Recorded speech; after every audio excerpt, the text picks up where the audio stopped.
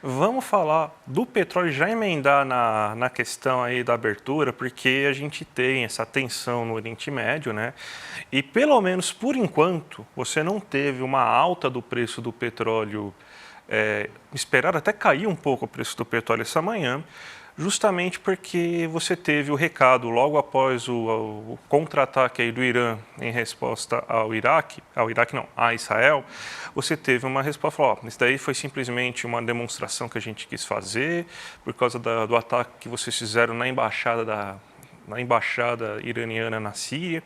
Então isso aí é simplesmente uma resposta e espero que acabe por aí. Não esperamos aí manter esse conflito, não queremos entrar em conflito, então acabou por aí.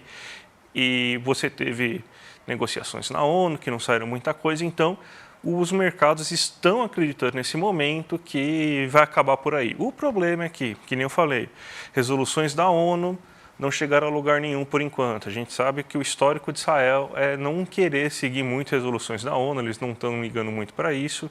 E está tendo reuniões agora, nesse momento, né, com o comitê de guerra aí em Israel para saber se eles vão fazer alguma retaliação, mesmo com o governo norte-americano não recomendando e falando que não vão querer entrar nessa brincadeira, né?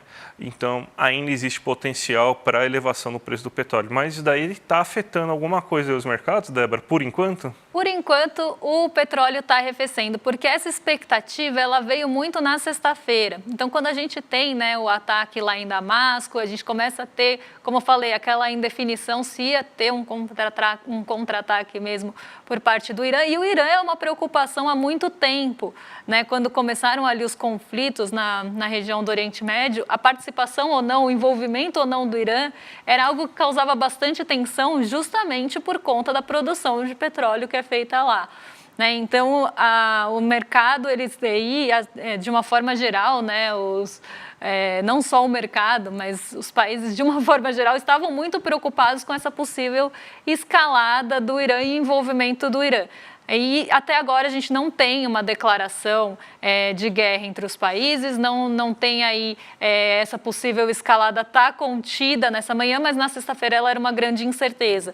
Então, na sexta-feira, a gente vê o petróleo Brent acelerando durante o dia, ele começa a arrefecer à tarde e agora ele já está ali abaixo dos $90 por barril, patamar que ele operou acima durante aí praticamente o fim da semana passada todo. Então, a gente vê aí ele caindo 1,35 agora.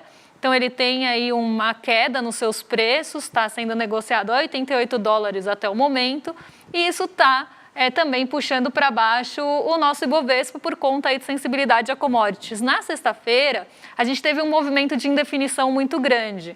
Então, por mais que o petróleo Brent tenha ali acelerado, as nossas ações, por exemplo, da Petrobras, ações ligadas ao petróleo, caíram aqui no Brasil. Né? E esse é um movimento interessante porque quando a gente tem um pessimismo generalizado, mesmo em meio à alta do minério de ferro em Dalian e mesmo em meio à alta do petróleo na sexta, os ativos de risco, né, não conseguiram fôlego, porque num cenário de indefinição global, num cenário aí que não se sabe se vai ter uma escalada de um conflito ou não, as pessoas tendem a buscar mais segurança. E foram buscar segurança onde? Nas treasuries, que hoje estão subindo 2,72, e no dólar, que alcançou R$ 5,12, aqui vocês estão vendo 5,13 por conta de arredondamento, mas hoje está a R$ 5,18, porque nesse movimento, né, e nesses momentos de indefinição, os investidores e as pessoas vão buscar os investimentos realmente mais seguros, porque eles não querem correr risco.